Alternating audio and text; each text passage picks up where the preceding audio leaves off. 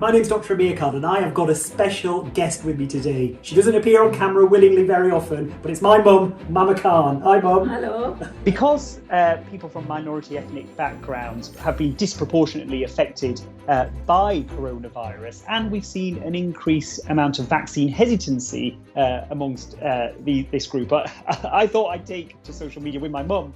में किसी जानवर का कोई इस्तेमाल नहीं किया गया, ना सूअर है इसमें, ना गाय है. To get her to say in Urdu, which is our mother tongue really for our family, why it's important that people from particularly South Asian backgrounds go forward and have the vaccine. This vaccine is safe. It doesn't contain any animal products, including pork and beef. And I had to get my mum to do it, to be honest, because my Urdu is not that good. So she translated it for me. Now, Mum, are you going to go for your vaccine when you're called?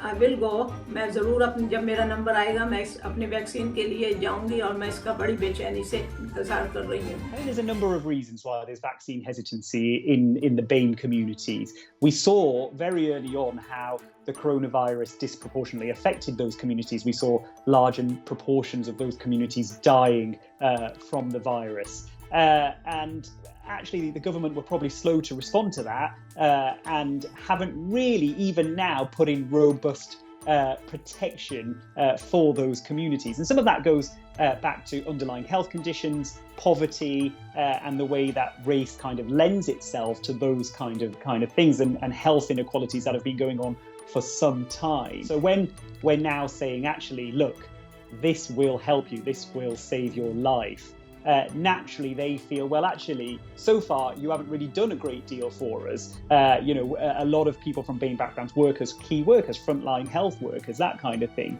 And they feel that they've been left behind in that protection process. So we've got some ground to make up. But it's really important that everyone understands, regardless of what background you're from, that these vaccines are safe and they do help protect you against the serious illness that is COVID-19. Are you ready to have it? Yeah, sure. Here we go. Just a sharp scratch.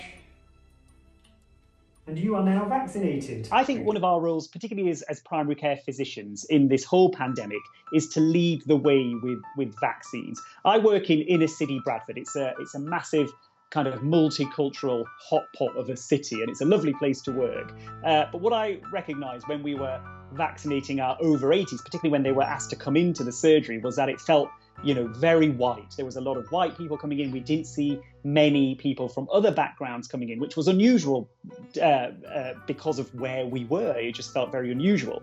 Part of the reason is, people from South Asian backgrounds often don't get to 80 years old and above, and that's an issue with the way the vaccine priorities has been rolled out. But also, people from minority backgrounds have been targeted with misinformation about the vaccine.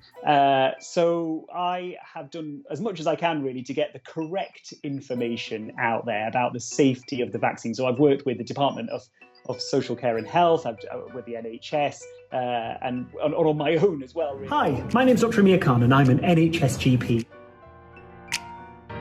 I did encounter some vaccine hesitancy when I went out into the community to give the vaccine. I've been going to care homes, nursing homes. What these people who circulate misinformation do is take a shred or a drop of truth from somewhere and turn it into something completely ridiculous and then spread that out, and which makes it far more believable. I think the key to any kind of misinformation is A, not to engage, and B, report it and flood social media with the correct information. My only purpose really, I have seen as a GP, I talk to patients all the time who have been bereft because of the coronavirus, who are suffering the long-term effects of coronavirus, who are suffering mental health issues as a result of lockdowns and restrictions. All I want really is for enough people to get vaccinated, and that will take some time, so we can lift these restrictions and we'd see numbers of people getting sick come down. And if doing these videos in different languages, in different ways, as often as I can helps that, then I will continue to do so.